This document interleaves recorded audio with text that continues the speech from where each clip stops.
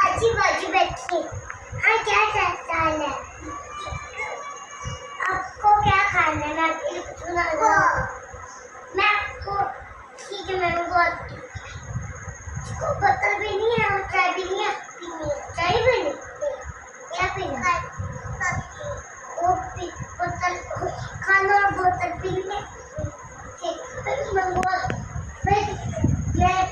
हलवा पूरी मंगवाई।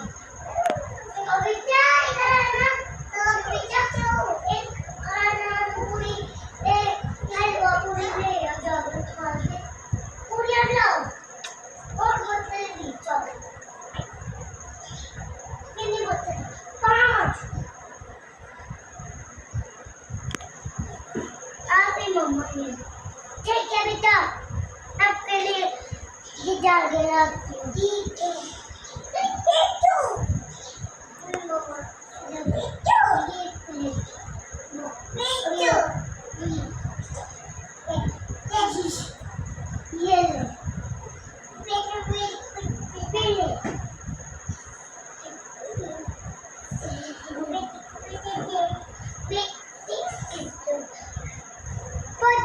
निकल गई मम्मा